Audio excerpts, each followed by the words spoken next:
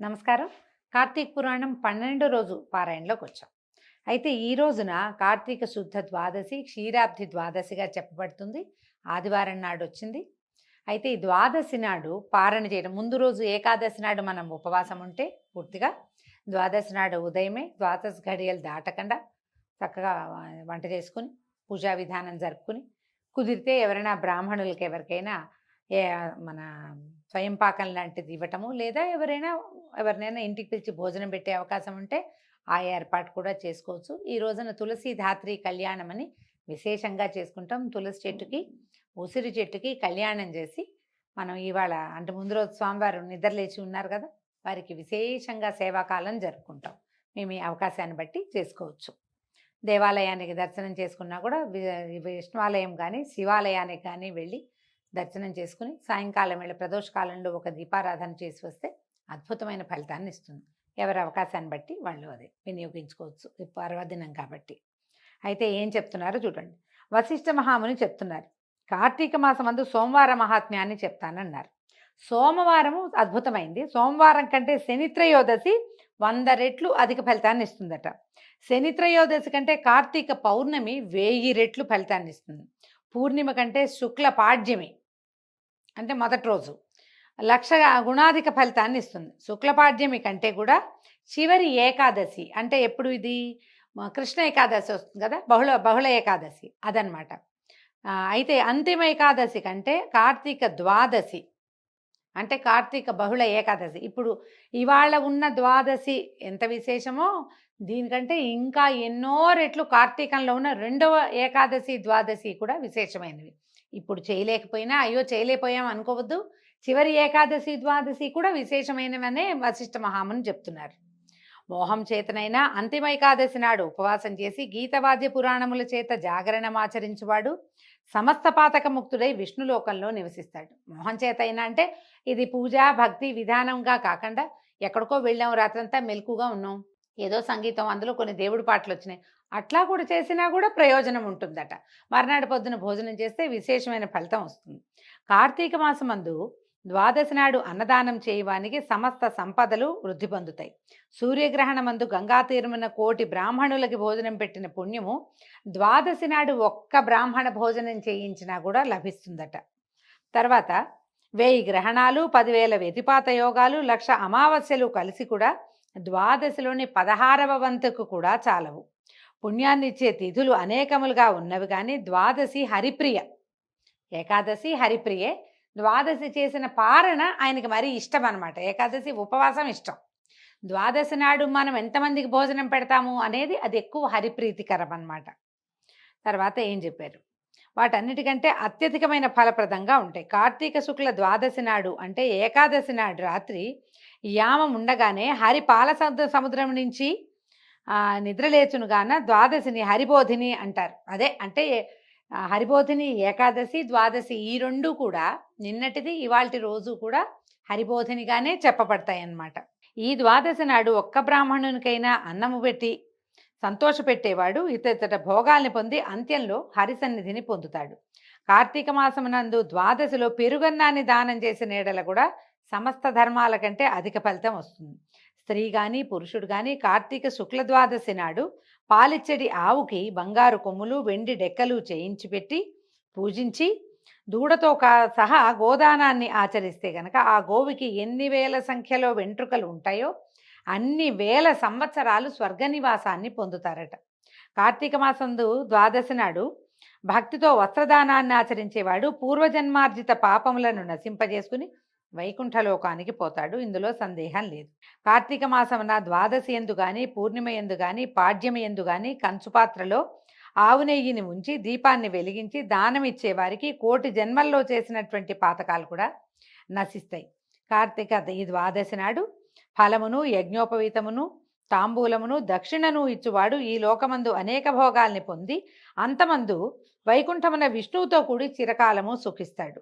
అదే రోజు బంగారపు తులసి వృక్షము సాలగ్రామాన్ని దానం చేసేవాడు పొందడి ఫలమును చెప్పేదని వినుము.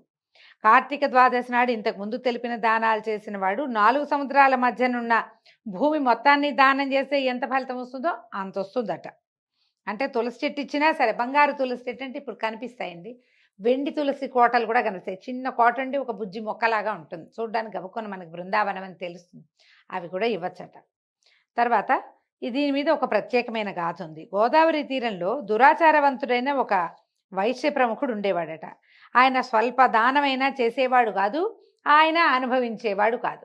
మనకు సొమ్ము ఉంటే కనీసం అనుభవానికి వచ్చినప్పుడైనా మంచిదే, అనుభవిస్తే కూడా మంచిది. అనుభవం లేదు, దానము లేదు. అతను ఎవ్వరికి ఉపకారం చేయలా. నిత్యము పరనింద చేసేవాడు, పరద్రవ్యాల పట్ల ఆసక్తి కలిగి ఉండేవాడు. అయితే ఏమైంది, ఈయన ఒక బ్రాహ్మణుడికి అధికంగా ఎక్కువ వడ్డీకి అప్పిచ్చి ఆ రుణాన్ని తిరిగి పుచ్చుకోవడం కోసం ఆయన ఉన్న గ్రామానికి వెళ్ళాడట. అయితే ఆయన గ్రామాంతరం వెళ్ళాడు, ఆ బ్రాహ్మణ ఆయన ఎక్కడికో వెళ్ళాడు. అయితే ఏమైంది, ఆయన ఎక్కడికో గ్రామానికి వెళ్తే ఈయన ఎక్కడికి వెళ్ళాడో కనుక్కుని అక్కడ దాకా వెళ్ళాడు. వెళ్ళి నా డబ్బులు నాకు ఇచ్చేసేయమని కనుక్కున్నాడు. అయితే ఆయన ఏమన్నాడు, ఈ నెలాఖరికి నీ సొమ్ముని ఏదో విధంగా ఇస్తాను కాబట్టి కొద్దిగా నిదానించి సొమ్ము తీసుకుందువు కానీ అనేసరికల్లా సరే తాను, ఎందుకంటే ఇప్పుడు నేను గనక రుణాన్ని నీ దగ్గర అప్పు తీసుకున్నా, నేను నీకు తిరిగి ఇవ్వకపోతే నరకంలో చాలా యాతనలు పొంది మళ్ళీ నీకు రుణదాతకే పుత్రుడిగా పుట్టాలి నాయనా, కాబట్టి నువ్వేం భయపడకు, నేను నీ డబ్బులు ఇచ్చేస్తాను అనగానే ఈయనకి ఎంత కోపం వచ్చిందో ఈ వైశ్యుడికి. ఓరే మూఢుడైన బ్రాహ్మణాథమా, నా ధనాన్ని ఇప్పుడే ఇవ్వు, ఇప్పుడు నెలాఖరి కాదు, ఇప్పటికిప్పుడు ఇవ్వు, లేకపోతే ఈ కత్తితో నేను నరికేదనని దుర్మార్గంతో ఆ వేదాంతేగు బ్రాహ్మణుని జుట్టు పట్టుకుని లాగి కిందకి పడదోసి పాపబుద్ధి అవటం వల్ల తన కాలుతో బ్రాహ్మణుని తన్ని కత్తితో కొట్టాడు. తన్నాడు, కొట్టాడు కూడా. కొట్టేసరికలా సింహం దెబ్బతోటి లేడీ మరణించినట్టుగా బ్రాహ్మణుడు ఈ ఉద్రేకి వివేకశూన్యుడు అయినటువంటి వైశ్యపరముఖుడి దెబ్బలకి మరణించాడట. తర్వాత కోమటి ఏం చేశాడు, రాజదండన వస్తుందేమని భయంతో ఇంటికెళ్ళి బ్రాహ్మణుని చంపానని సిగ్గుపడక సుఖంగా ఉండి కొంతకాలానికి మృతి చెందాడు. వీళ్ళకి ఎవరికి కనపడకుండా దాక్కున్నాడు. చంపేసి దాక్కుంటే వీళ్ళకు దొరకదేమో, మనుషులకి పైన దొరికేస్తాం కదా. అంతలో ఏమైంది, మరణించాక కరాళముఖులు, అమావాస్య నాటి రాత్రి చీకటితో సమానమైన కాంతి కలిగిన వారు, భయంకరులు అయినటువంటి యమదూతలు పాశములను ధరించి వచ్చి ఆ వైశ్యుణ్ణి తమ పాశములతో బంధించి యమలోకానికి తీసుకుపోయి అక్కడ భయంకరమైన రౌరవ నరకమందు యమాజ్ఞ చొప్పున బాధించుచుండదు. ఈ రౌరవంలో ఒక రకమైన పురుగులు ఉంటాయిటండి, అవి విపరీతంగా కుడుతూ ఉంటాయట. యాతనా శరీరమే. మనం ఈ బాడీతోటి ఉన్న దేహంతో ఏం బాధలు పడం, మనలోంచి సూక్ష్మ శరీరం బయటికి వెళ్తుంది, అందులో యాతనామయ శరీరం అంటారు దాన్ని. ఆ యాతనా శరీరంతో మనం ఆ బాధలు అనుభవిస్తాం. కానీ బాధ అయితే తప్పదు కదా. రౌరవం అంటే ఇదిగో రురు అనే మృగ విశేషం, దాని సంబంధమైంది రౌరవం అంటే రురుమృగాల చేత వాటి కొమ్ములతోటి, అదే ఒక రకమైన పురుగు, పెద్ద సైజుది అనమాట, పరిమాణం పెద్దది, చాలా పెద్దగా ఉంటుంది. అది కొమ్ములతోటి గుచ్చేస్తుందట, దానికి ఒక రకమైన కూరలు ఉంటాయి, పళ్ళు ఉంటాయి, కొమ్ములు ఉంటాయి, విపరీతంగా బాధిస్తుంది. అయితే తర్వాత ఏమైంది, ఈ వయస్సుని కుమారుడు ధర్మవీరుడు అనేవాడు తండ్రి పోయిన తర్వాత ఆయన సంపాదించిన ధనంతో నూతులు తవ్వించాడు, తోటలు వేయించాడు, చెరువులు తవ్వించాడు, చిన్న చిన్న నదులకు వంతెనలు కట్టాడు, ఉపనయనాలు వివాహాలు కూడా చేయించి యజ్ఞాలు చేయిస్తూ నిత్యం బ్రాహ్మణులకి అన్నదానం చేస్తూ తండ్రి సంపాదించిన అంత డబ్బుని అన్ని జాతుల వారికి, ఆకలి కలిగిన వారికి అన్నం పెడుతూ నిత్యము ధర్మపరుడుగా ఉన్నాడు. తండ్రి ఏమో అంతా కడుపు కట్టుకుని తను తినకుండా కూడా సంపాదించాడు, కొడుకేమో వాటన్నిటిని ఇట్లా అనేక రకాల దానాలు ధర్మ కార్యక్రమాలు చేసేవాడు. అయితే ఒకనాడు ఈయన హరిపూజలో ఉన్నాడు, విష్ణు పూజ చేసుకుంటున్నాడు. ఆ సమయానికి నారద మహాముని సమస్త లోకాలు తిరుగుతూ యమలోకం నుంచి బయలుదేరి తన వీణాతంతువులతోటి ధ్వని చేస్తూ, అంటే వాయించుకుంటూ గోవింద నారాయణ నమస్తే కృష్ణ అనంత దామోదర తులసీధామ అని ఇలా రకరకాల నామధేయాలతోటి కీర్తనం చేస్తూ స్వామివారిని హరినామ సంకీర్తన చేస్తూ వచ్చాడట. అయితే ఈ ఆనందంగా వీణ వాయించుకుంటూ తన సంగీతానికి తనే మైమరిచి అడుగులు కూడా నాట్యంలాగా వేస్తున్నటువంటి నారద మహామునిని చూసి ఎంతో ఆనందంతో ఈ ధర్మవీరుడు ఏం చేశాడు, ఆయనకి దండాలు పెట్టి పిలుచుకున్నాడు, రండి రండి మా ఇంటికని పిలిచాడు. అయితే సరే బాగా చక్కగా కాళ్ళకి నీళ్ళు ఇచ్చాడు, మంచినీళ్ళు ఇచ్చారు, ఏదో ఆహారం పళ్ళు గిళ్ళు సమర్పించాడు, ఒక సింహాసనం వేసి కూర్చోబెట్టాడు. అడిగాడు, అయ్యా మీలాంటి వాళ్ళు మా ఇళ్ళకి రావడమే అదృష్టం, నేను ఏ పూర్వపుణ్యం చేశానో మీ దర్శనం లభించింది, నేను మీకు ఏం సేవ చేయమంటారో చెప్పండి, మీకు ఏం కావాలంటే అది చేస్తానన్నాడు. అప్పుడు నారదుడు ఏమన్నాడంటే, నా మాట జాగ్రత్తగా విను ధర్మవీర, నువ్వు బుద్ధిమంతుడివి. అయితే కార్తీక ద్వాదశి విష్ణుమూర్తికి ప్రియమైంది కాబట్టి ఆ రోజున చేసినటువంటి స్నాన దాన జపతపాదులు అనంత ఫలప్రదాలు అవుతాయి. సూర్యుడు తులారాశిలో ఉండగా కార్తీక మాసమందు ద్వాదశి నాడు ధనికుడు గాని, దరిద్రుడు గాని, యతి గాని, వానప్రస్థుడు గాని, బ్రాహ్మణుడు గాని, క్షత్రియ వైశ్య శూద్రులు గాని, స్త్రీ గాని, స్త్రీలు కూడా సాలగ్రామ దానాన్ని ఆచరించేవాళ్ళు జన్మాంతరకృత పాపాలని నశింపజేసుకుంటారు. కాబట్టి ధర్మవీర, నా మాట విను. మీ తండ్రి చనిపోయి యమలోకంలో నానా బాధలు పడుతున్నాడు.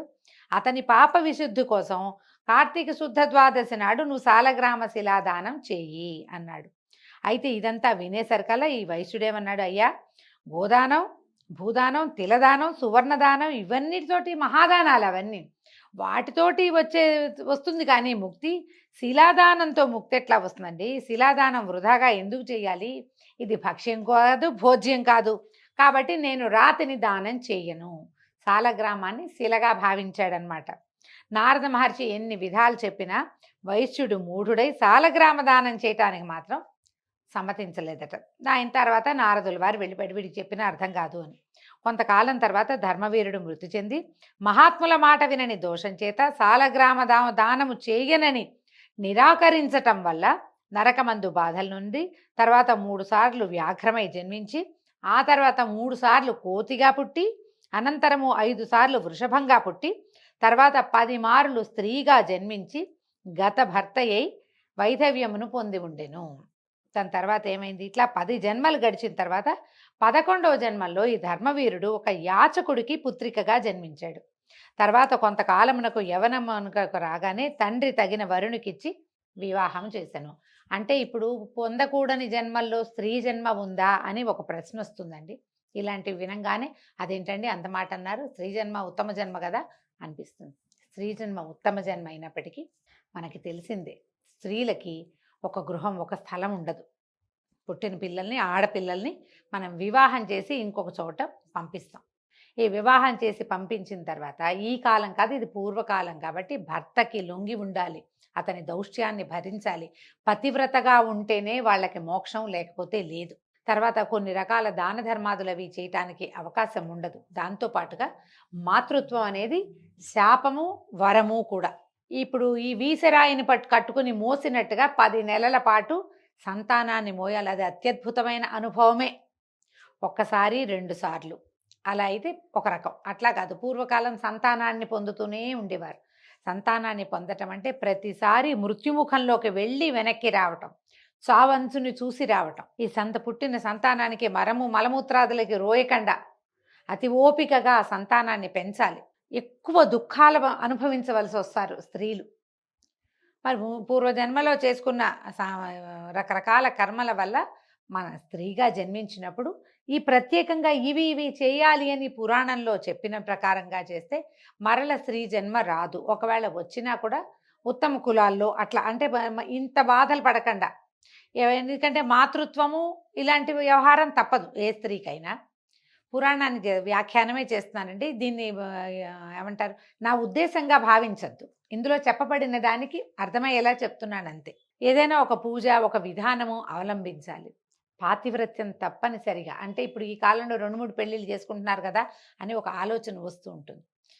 ఎవరితో ఉంటే వారికి లోబడి ఉండటం, అతిక్రమించకూడదు ధర్మాన్ని, ధర్మాతిక్రమణ చేయకూడదు. అతిక్రమణ చేయంగానే పాపం పట్టుకుంటుంది. దాన్ని ముయ్యాల్సి వస్తాము, ఇంకో రకంగా పుట్టాల్సి వస్తాము, మళ్ళీ మళ్ళీ పుడతాం.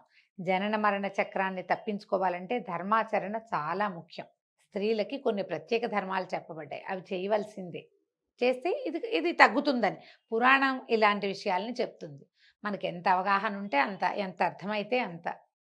ఆ పైన భగవదేచ్ఛ అంతే. ఇంకా అయితే ఏమైంది, యాచకుడికి పుత్రికగా జన్మించిన తర్వాత కొంతకాలానికి పిల్ల కొంచెం యవనానికి రాగానే తండ్రి ఏం చేశాడు, ఒక వరుణ్ణి చూసి వివాహం చేశాడు.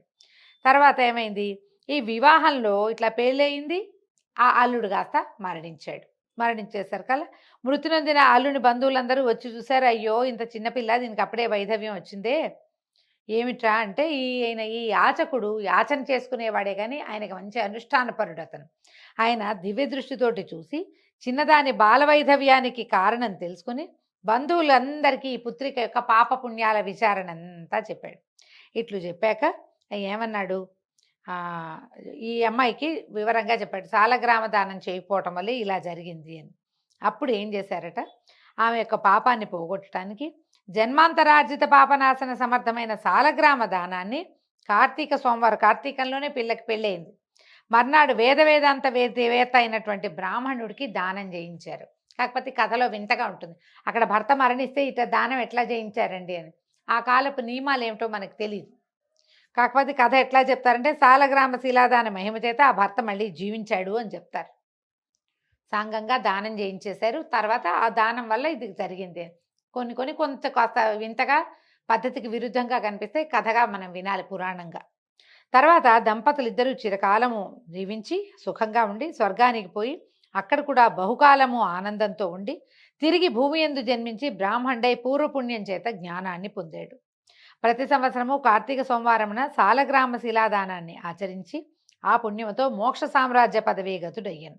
రౌరవమందున్న అతని తండ్రియు ఈ సాలగ్రామ మాహాత్మ్యము చేత ముక్తుడాయను. కాబట్టి జనక మహారాజా, కార్తీక మాసమందు సాలగ్రామ దానము చేత హరి సంతోషించును. ఇందుకు సందేహము లేదు. పాపకర్ములు కోటి జన్మల్లో చేసిన పాతకాలు కార్తీక శుక్ల ఏకాదశి ఉపవాసము ద్వాదశి దానాదుల చేత పోగొట్టుకోగలుగుతారు. కార్తీక మాసమందు సాలగ్రామ దానం వలన సమస్త పాతకాలు నశిస్తాయి. ఇదే ముఖ్యమైన ప్రాయశ్చిత్తము. ఇంతకంటే వేరే ప్రాయశ్చిత్తం లేదు. ఇందుకు సందేహం లేదు. అంటే సాలగ్రామ దానం ఎలా చేయాలి? మనకి అలవాటైన దేవాలయాలు, ఇంటి పక్కన చుట్టుపక్కల దేవాలయాలు ఉంటాయి. తర్వాత ఏమో ఎవరైనా పురోహితులు, మనకే వచ్చే అయ్యగారు ఉంటే సాలగ్రామ దానం చేసుకుంటామండి అని చెప్తే వారే పట్టుకొస్తారు. ఆ తెచ్చిన సాలగ్రామానికి ఇంత వెల అని చెల్లించేసి సాలగ్రామాన్ని మనం తీసుకుని వారితోటి మంత్రం చెప్పించుకుని ఆయనకే మళ్ళీ మనం దక్షిణ తాంబూలాదులతోటి సాలగ్రామ దానం చేసుకోవచ్చు.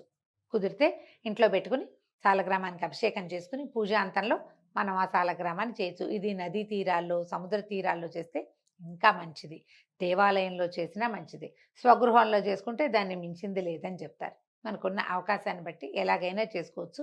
ప్రతి సోమవారము అని చెప్తున్నారు. ప్రతి ఏడాది ఒక్కసారి దీపదానము, ఒక్కసారైనా సాలగ్రామ దానము, ఒక్కసారైనా సాలగ్రామ పూజ, ఒకసారైనా దేవాలయంలో ఒక్క దీపం పెట్టడము, అవన్నీ ఒకటైనా చెయ్యండి అంటారు.